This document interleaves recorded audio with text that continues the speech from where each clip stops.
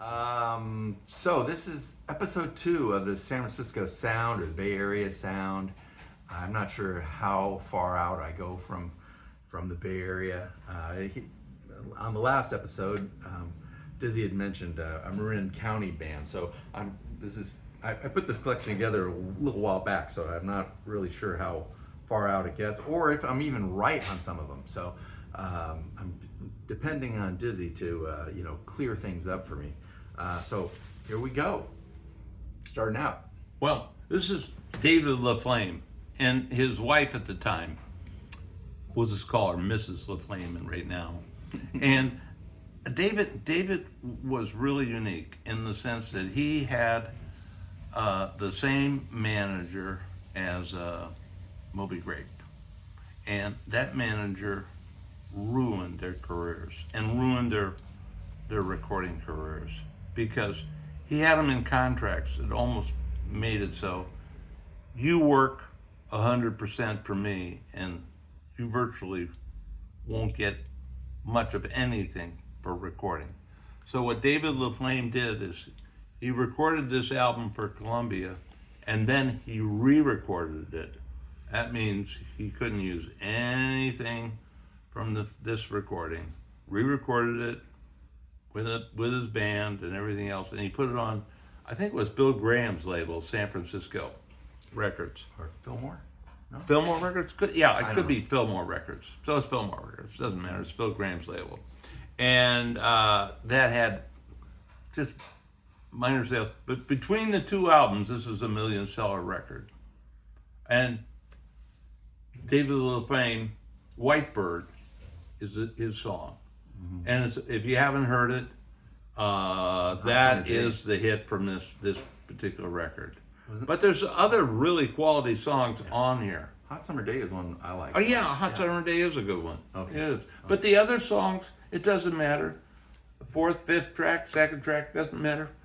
You get this, every song on this is a hot pick. But Whitebird, you got it. Yeah. Okay?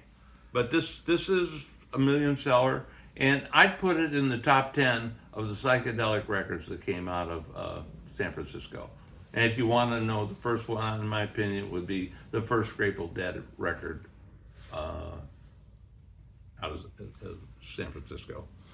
Okay, our next, I got 2 of these just because. Well, Jorma, if you're out there and if you ever get to see this, it's, God love you.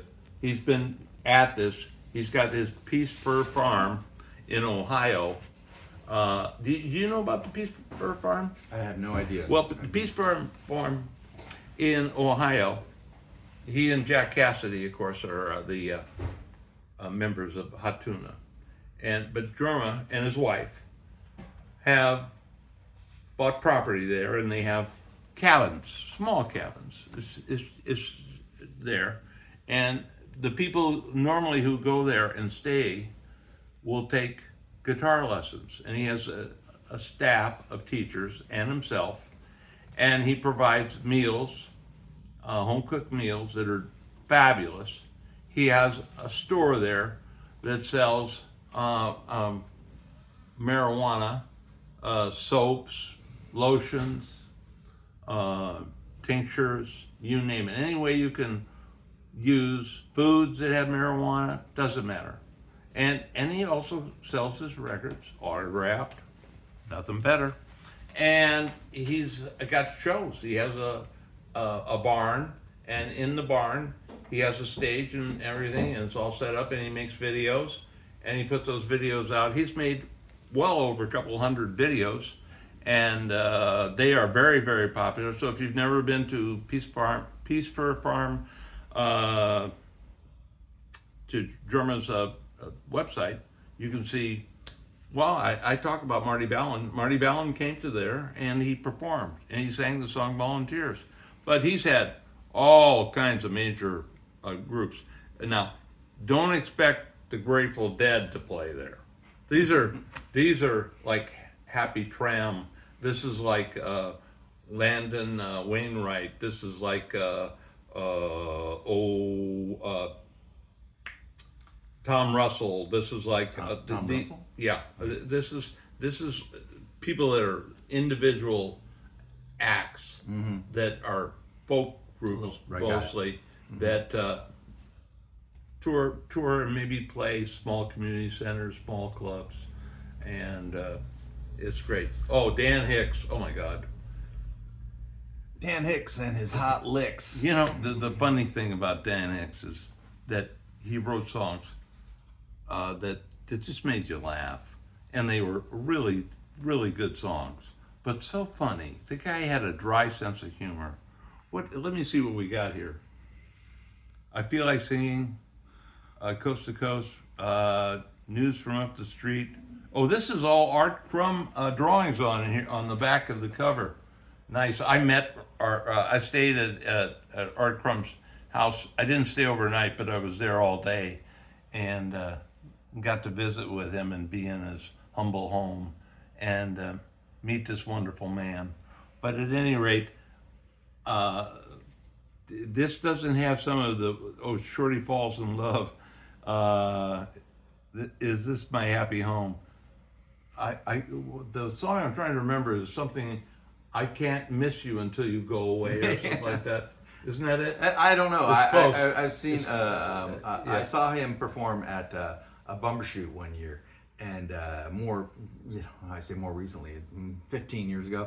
But yeah, they were quirky. They had fun. And a lot of Costumes. They dressed like they were 20s. The guys were in like mobster suits, and the women looked like they were barmaids, and with frilly dresses like baby doll dresses and things like that. And it was all like with a wink of the eye, and very very clever. And Dan Hicks had a dry delivery, you know. I can't miss you because you won't go away. I don't like going, man, have I been there. Okay, here's one. Harper's Bazaar, Feeling Groovy. Yeah, what's that bridge song? A 59th Street Bridge song. I thought this, even when the first time I heard it, I thought this should also say Bubblegum Rock, because it is so sappy. Just it never had any connection to psychedelic. It never had any. And this is an obvious LA band. Sorry, LA, but a lot of the sappiest music came out of LA in the 60s. Mm-hmm. I'm not saying for every year LA sappy, but this group, this year that it came out, which has to be like 67, 68. Yeah. I thought we were out of Santa Cruz. But I don't They're know. talking about Santa Cruz? No, I'm not saying they're talking about it, but they better not. I thought they came out of Santa Cruz, but Well, hey, I tell you what, in a future video, I'll talk all about sappy Harper's Bazaar. But for today, this is definitely right next to your Pickwick records.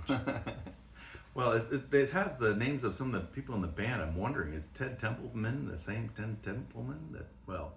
That's Templeton, isn't it? Okay, so who knows? I'm not sure what happened to all these folks, but It's a terrible record. Terrible. Okay, well, let's not go on a terrible. I'm ashamed of anybody who ever bought it. Let's go. You're ashamed of me. I see how it is. All right, how about this one? You know, I have some. It's funny. Creedence Clearwater Revival. I remember that they were there when FM radio first started. And in San Francisco, there was a FM channel, brand new. It was non-union, and they had a week's signal, and I would listen to them, and they had the greatest DJs, and they played music like this. Creedence Clearwater Revival. And one night they said, well, we're being shut out. We're going on strike. And we're right now, in a couple hours, at a parking lot at the station, Creedence is going to be there, and they're going to play. And people flocked to that parking lot. Well, before we could even get there, the strike was over. Credence, nowhere to be found. What was the radio station? KSE? No, it's, I think, KMPX. KMPX. Yeah, Okay. KMPX. At the time, they had some of the biggest names to come later or that went to KSAN. Okay, that's And kinda and I think that was Tom Donahue was one of them. And maybe there was a woman there too, wasn't there? I think I've seen a documentary on that. yeah. Dusty Street. There you go, Dusty Street. Yeah, Dusty exactly. Street was. Yeah. Hey, I want to tell you my weakness on Why am I called the champ? on FM radio is a sexy woman who loves rock and roll and knows what she's talking about. I'm just like going, hey, this is heaven. I could listen to her all night. And I actually dreamed of meeting her. And later she went on the Rock and Roll Hall of Fame. She had it at a show that I could watch while she was playing music and putting it out on the Rock and Roll Hall of Fame's nationwide, worldwide channel. And there she was. Yeah, she's passed away too. But I saw her yeah, she was fairly recently. But really, really a San Francisco legend as far as a DJ. And, I'll say this.